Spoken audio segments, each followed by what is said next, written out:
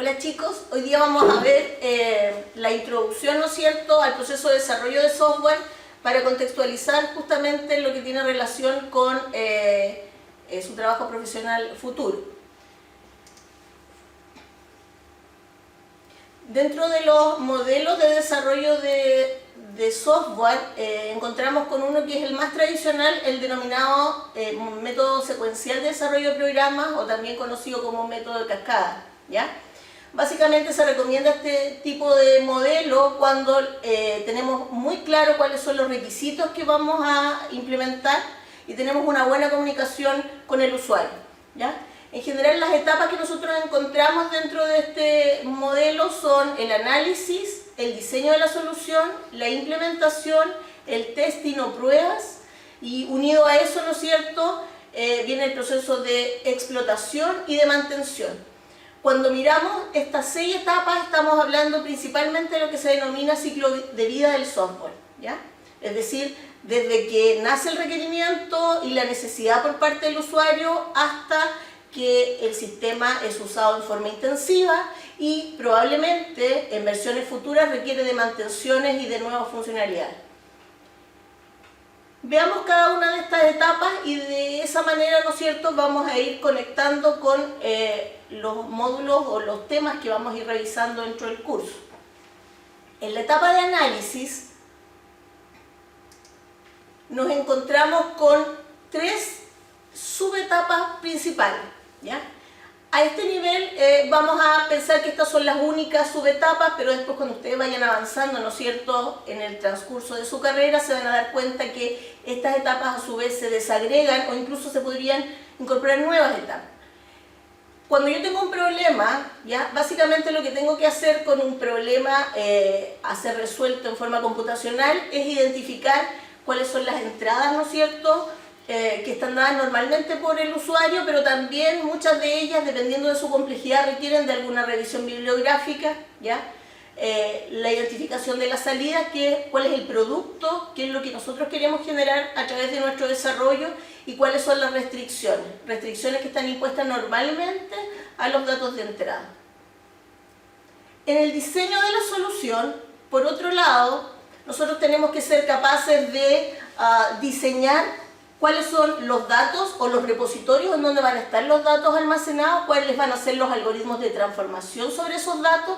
Dentro de estos algoritmos nos encontramos con funciones, ¿no es cierto?, básicas del tipo constructora, modificadora, analizadora, y de esa manera, ¿no es cierto?, tenemos que tratar de solucionar el problema que nos especificó el usuario. En este nivel de diseño nosotros debemos ser capaces también de especificar, ¿ya?, cuáles son los datos de prueba para el futuro proceso de testing. Es decir, nosotros debemos identificar cuáles son aquellos datos de entrada que pudieran, ¿no es cierto?, forzar o identificar las vulnerabilidades de nuestro sistema, de manera que una vez que hagamos las pruebas, identifiquemos si efectivamente el sistema está dando solución a la problemática inicial. En el proceso de implementación tenemos 2 fases. Una es la selección del lenguaje de programación, es decir, tenemos un universo de lenguajes, tenemos un universo de plataformas, tenemos necesidades del usuario y probablemente equipamiento, ¿no es cierto?, que el usuario tiene dentro de su empresa. Entonces, ahí tenemos ciertas restricciones que tienen que ver ya, ok, cuál es el lenguaje o cuál es la plataforma que se está usando, pero por otro lado también cuál es la restricción del usuario en términos tecnológicos. Luego pasamos al proceso de codificación, que es básicamente transformar, ¿no es cierto?, este algoritmo que está en alguna notación de diseño al lenguaje de programación específico que se haya seleccionado. Si yo veo un mapa, ¿no es cierto?, de los lenguajes, ustedes históricamente podrían pensar desde el año 54 hasta la fecha, tenemos muchos, ¿ya? Ustedes dirán, profesora, ¿cuál de todos estos vamos a ver durante nuestra carrera? Probablemente un subconjunto acotado, ¿ya? Muchos de estos ya están descontinuados, como ustedes están viendo acá arriba. Algunos simplemente se dan en un contexto de un desarrollo de software o de un proyecto específico y no están liberados, ¿no es cierto?, al resto de los usuarios. Y hay otros que sí están en funcionamiento, ¿ya? Nosotros aquí podemos, la idea de este mapa es que ustedes de alguna manera identifiquen cuáles son, ¿no es cierto?, los lenguajes con los cuales ustedes han estado relacionados o cuál les gustaría aprender, ojalá durante el transcurso de su carrera, ¿ya? En la fase de codificación, entonces decíamos que es, tomo el diseño que hice en la fase de diseño y lo transfiero o lo transporto a la notación particular. Entonces me corresponde trabajar en Python, en .NET, en PHP, entonces hago la transformación del diseño a código. En la fase de testeo o la fase de testing, básicamente lo que le corresponde al informático es ejecutar cada uno de los casos de prueba que especificó en la solución, ¿ya? El objetivo de esta fase, yo diría que es uno en particular, que es buscar las vulnerabilidades de la solución que acabo de programar. Eso significa que la idea es que el programa, ¿no es cierto?, sea capaz de pasar todas las validaciones y las verificaciones a partir de esos datos de prueba, ¿ya?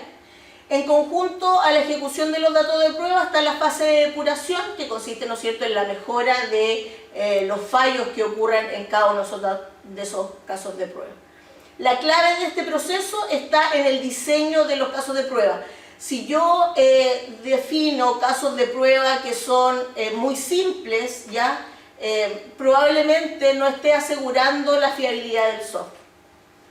En la siguiente etapa, que es la etapa, ¿no es cierto?, de explotación, lo que ocurre es que el software es usado en forma intensiva al usuario. Es decir, una vez que pasa la fase de prueba, depuración, liberamos el software y el software pasa al usuario y él lo utiliza, ¿ya?